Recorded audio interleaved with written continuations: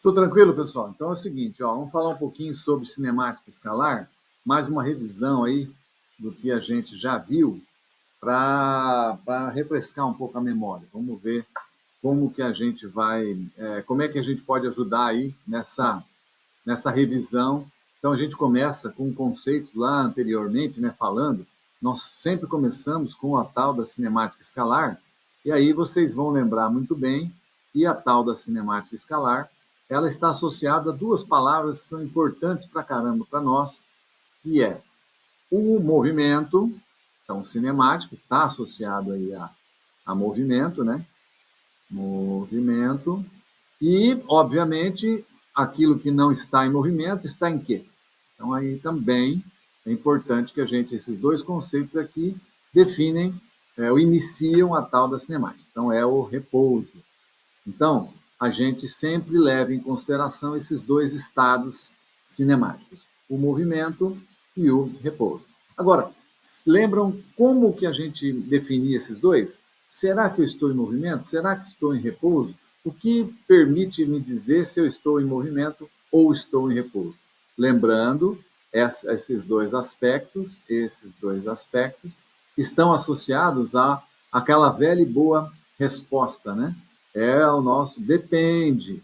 Depende de quem? Vamos ver se vocês lembram. Bom, depende sobre qual é o referencial, né? Do referencial que a gente usa para definir se está em movimento e repouso. Um exemplo lá, eu estou em repouso em relação à cadeira que estou sentado, mas para alguém que está na Lua está me vendo girar, né? E o que pode ser um referencial, né? O que é um referencial? Um referencial, a priori, gente, pode ser qualquer corpo. Então, quando a gente fala de referencial, a gente está falando de qualquer corpo. Depois, mais tarde, né, a gente vai falar um pouquinho mais sobre esses referenciais inerciais, tal, mas a priori, a gente pode dizer que qualquer corpo que a gente adote pode ser um referencial. Então, aqui vamos colocar aqui qualquer, nossa, gostei esse é, qualquer corpo, né? Qualquer corpo. Bom, então, pensando que qualquer corpo pode ser um referencial, a gente adota um e a partir daí a gente vê se está em movimento ou está em repouso. Uma coisa que é importante que a gente lembre, né, pelo menos por enquanto, é que se você, como é que você sabe que você está em movimento em relação a um dado referencial? Porque você não fica no mesmo lugar. Então, o movimento está associado a uma mudança de posição. E aí é que entra a história, né? Uma mudança de posição. Essa mudança de posição é o primeiro conceito da cinemática que a gente estuda, a posição, o lugar. Mudança de posição. Mudou de posição, ele está em movimento. Isso aqui, obviamente, está associado também, né? Essa mudança de posição está associado em relação não só a um corpo, mas num intervalo de tempo. Então, a gente diz que num intervalo de tempo considerado, né, num determinado intervalo de tempo, você mudou de posição, então você esteve em movimento naquele intervalo de tempo considerado. Tranquilo? Então, essa parte inicial aqui, ela é só para a gente refrescar um pouquinho do que a gente começa a estudar na cinemática escalar. Então, a primeira coisa que a gente vê é a tal da posição. Para isso, o que a gente pode fazer? Vamos pegar aqui, vamos desenhar aqui uma trajetória aqui, para a gente lembrar um pouquinho, né? Se eu pegar uma trajetória qualquer, imagina o corpo fazendo isso, né? Desse jeitinho aqui. Então, o que a gente faz? Olha, nessa trajetória, eu vou pegar e vou começar a contar o espaço a partir de um negócio que a gente chama de origem. Então, o que é a origem? A origem é nessa trajetória que eu descrevi, claro que tem a ver com o referencial adotado, nessa trajetória, eu vou colocando aqui algumas plaquinhas para a gente identificar as distâncias. Então, por exemplo, eu posso estar aqui, né, ter lá uma plaquinha aqui do lado direito da origem, e nessa plaquinha eu vou escrever lá 10, né, metros. Então, significa que esse lugar A aqui, né, esse lugar A aqui, ele está a 10 metros da origem. Posso colocar outras plaquinhas, né? Vamos colocar mais uma plaquinha aqui. De repente você tem uma outra plaquinha aqui, está um pouco mais longe da origem. Vou colocar lá 50 50 metros, né? Está lá 50 metros. Então, nesse lugar B aqui, eu tenho lá, está a 50 metros da origem. Então, da origem até o A, 10 metros, da origem até o B, 50 metros. De A para B tem 40 metros. Né? Mas eu posso também colocar à esquerda da origem, vamos colocar aqui mais ou menos uma outra plaquinha aqui, só para a gente entender a importância da orientação. Então, essa plaquinha aqui também está a 10 metros da origem. Então, essa aqui eu vou chamar de C, lugar C. E aqui eu vou colocar uma outra placa ainda, para a gente brincar de fazer conta, né? Uma outra plaquinha aqui, que eu vou colocar aqui, sei lá, 100. Vamos colocar aqui 80 metros da origem. 80 metros da origem. Tá lá. E vou chamar esse lugar aqui de D. Então, cada um desses caras aqui, A, B, C, D, a origem, eles têm uma posição na trajetória. O problema é que quando a gente fala assim, olha, um objeto está a 10 metros da origem. Onde ele está? Aí a pessoa pensa, olha, não sei, né, essa é a resposta. Né? Por que não sabe? Porque pode estar em A ou pode estar em C. Então, para a gente identificar uma coisa da outra, a gente faz uma coisa fantástica que a matemática nos permite fazer, que é orientar a trajetória. Então, a gente vem nessa trajetória e fala assim, olha, tudo que tiver aqui para a nossa direita, né? Então, a gente colocar uma setinha vermelha aqui, tudo que tiver para a direita será positivo e, obviamente, o que tiver para a esquerda será negativo, né? Então, a gente consegue agora dizer que esse 50, embora tenha o seu correlato do 50 ao lado esquerdo aqui, esse é o lado positivo, então é mais 50, assim como esse cara aqui é o mais 10.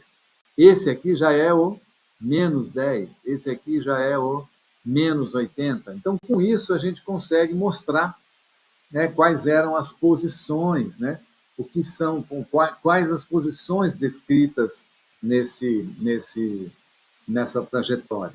E assim, a posição que identifica o lugar, eu posso escrever matematicamente cada uma delas. Então, por exemplo, a posição do A, do objeto, aliás, do ponto A, está a mais 10. A gente só coloca o 10, mas, né, podemos colocar aqui o 10. A posição do B, tá lá, é mais 50. Então, a gente só coloca o 50, não, a gente omite o sinal de mais. Né? Agora, quando a gente se referir a lugares negativos, então, por exemplo, o SC, a gente vai ter que colocar o sinal de menos. Então, o SC está a menos 10, significa está à esquerda, contrária à trajetória. Né? Então, aqui, lembrar, aqui, ó, aqui é a nossa trajetória, então, à direita. E o SD, está lá também, ele está a menos 80 metros da origem. A gente pode até dizer que o S da origem, ou seja, a posição origem, não tem nenhuma distância da origem. Portanto, o S da origem é 0 metros. Então, a gente tem ali, em um determinado momento, descrito na trajetória as posições. E assim, o que a gente vai fazer agora é tentar entender o seguinte. Vamos imaginar que eu tenha um carrinho, vou pegar aqui, desenhar aqui um carrinho, uma outra cor aqui, vamos imaginar que a gente tenha um carrinho na posição, sei lá, vamos desenhar o carrinho aqui, todo bonitinho, está lá, um carrinho na posição C. Né? Você está lá com o carrinho na posição C, aí a pessoa pergunta, pô, o cara está na posição C, então ele andou 10 metros à esquerda? Não. Significa que ele está na posição C. Eu não sei para onde ele está, de onde ele veio, quanto ele andou, porque eu não sei de onde ele saiu. Então, existe um conceito na física, que é o conceito do deslocamento, que é o que a gente vai ver aqui agora, que mostra a evolução do móvel. Então, em cima dessa trajetória aqui que a gente está descrevendo, como que a gente vai entender a evolução? Para saber para onde ele vai, eu preciso saber de onde ele saiu, para a gente entender esse conceito de evolução. E aí acontece assim, se ele sai de C e vai até A, concordam comigo que ele, ó, de C, né, vamos imaginar que ele sai de C e vem até A, né, desse jeito aqui, ele andou 10 metros mais 10, 20 metros. E 20 metros no sentido positivo da trajetória. Né? Então, como é que a gente faz para distinguir de C para A e de A para C? Então, a gente vai ver que existe uma maneira matemática, sem precisar olhar para para o nosso desenho, então, apesar de que a gente pode levar essa configuração adiante. Então, existe uma maneira matemática de fazer isso. A maneira matemática de fazer isso é pegar a posição final e tirar da posição inicial. Então, a gente vai começar a estudar os símbolos, né? O que é cada um. Essa configuração do ΔS aqui, esse S0, ele funciona assim, ó. S0, na verdade, não é o S da origem. A gente chama isso aqui de posição inicial. É de onde o cara sai, no intervalo de tempo considerado. Né? Então, você zerou o cronômetro e saiu de que lugar? Tá. E o S é a situação onde ele chega, a posição onde ele vai chegar naquele intervalo de tempo. Posição final. E com essa diferença entre a posição inicial e a posição final, esse delta, aliás, esse delta é uma letra grega, delta, e ela representa sempre, gente, esse delta, ele sempre vai representar para nós uma variação. Uma coisa menos a outra, uma variação. Sempre vai falar delta S, delta T, delta X, delta V, sempre uma variação, tá? Então, a partir disso aí, para a gente fechar a história, cadê? Às vezes, de vez em quando, some aqui. Para a gente fechar a história, nós vamos tentar calcular o deslocamento. Então, vamos até andar um pouquinho isso aqui, vamos um pouquinho para baixo. Vamos pensar aqui na nossa figura. Eu quero saber quanto que é o deslocamento de C até A. Tá? Então, vamos selecionar isso aqui. Vamos ver se eu consigo selecionar isso aqui. Vou levar isso aqui para baixo. Tá? Só vamos ter que ficar mudando a página aqui. Olha lá, né? Então, vamos observar. Eu quero ir do C até o A. Tá? Do C até o A. Quanto que ele anda? 20. A gente já sabe que deu 20. Mas se a gente usar o conceito do deslocamento, ele vai ficar assim, ó. O deslocamento de C até A. Então, essa é a maneira matemática que a gente faz para descrever isso. De C até A. A gente coloca a posição final vai ser a posição em A, que é onde ele chega, menos a posição inicial, que é de onde ele sai, que é o SC. Então, observe, se você olhar isso com carinho, ó, essa aplicação dessa sentença, que é muito simples, né? Você vai, com esses dados que nós temos aqui das posições, ó, desses caras, é só fazer uma subtração. Então, como é que ficaria essa subtração para nós? Né? Como é que vai ficar essa subtração para nós? Então, ó, a posição, o deslocamento, então, de novo, olha, isso aqui tem uma interpretação, né? Então, ó, deixa eu até fazer a descrição aqui, eu vou escrever o que significa esse delta SC flechinha A. Isso aqui ele quer calcular o deslocamento, vou escrever aqui, ó, deslocamento, olha lá, do corpo, da posição, olha lá, C até a posição A. Posição A. Então, é isso que significa delta SC flechinha A. Tá? Então, há uma interpretação dessa história. E o quanto que vai dar isso aqui? Então, aí é só substituir. Quem que é o SA? Puxa, o SA é mais 10. Então, vai ficar assim, o delta SC flechinha A é igual. A posição em A é 10, então você coloca o 10. Aí tem o menos da fórmula, ó, tem esse menos aqui, menos da fórmula. O SC é menos 10, então a gente tem que abrir um parênteses para colocar o menos 10, ó, senão confunde esses sinaizinhos aí. Para não confundir, a gente faz essa continha. Olha só como é que fica isso, ó. 10 menos menos 10. Então fica 10 menos o menos, mais. Tá lá, belezinha. Eu vou ter um delta S de C até A igual a 20 metros, tá? 20 metros. Observe que o valor obtido nessa história é um valor positivo. Olha o que aconteceria se a gente olhar pela figura aqui e ele fosse de A até C, tá?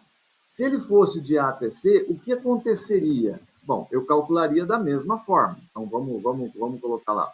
O deslocamento, quero calcular o deslocamento de A até C. E ver o que acontece. Então, a posição final é a posição em C, menos a posição inicial, que é a posição em A. E aí a gente continua fazendo a continha. Quem é a posição em C? Olha lá, a posição em C. A posição em C é menos 10. Né? De A até C. Posição em C é menos 10. Então, vamos lá. Posição em C, menos 10. Menos da fórmula, posição em A. Quanto vai dar? Posição em A é mais 10. Se você quiser colocar o parênteses, pode colocar também, para você entender que é o mesmo modus operandi de fazer isso, né? Mais 10. E aí você termina a conta, ó. Menos 10, menos vezes menos, menos, né? Então é menos 10, menos 10. Menos 10, dá quanto, gente? Então, o deslocamento de A até C é igual a menos 20 metros. E isso tem parece a mesma coisa, mas não é. Há uma interpretação quando você calcular o deslocamento, e uma hora o deslocamento dá positivo, outra hora o deslocamento dá negativo. A conclusão é, de C para A, ele vai ao favor da trajetória. Ele vai de C para A, ele vai para a direita. Então, o deslocamento é positivo. E de A para C, dá negativo, por quê? Porque ele está indo para a esquerda. De A para C, ele está indo para a esquerda. A gente chama esses movimentos que andam a favor da trajetória e contrário à trajetória de movimentos progressivos. Então, aqui, a favor da trajetória.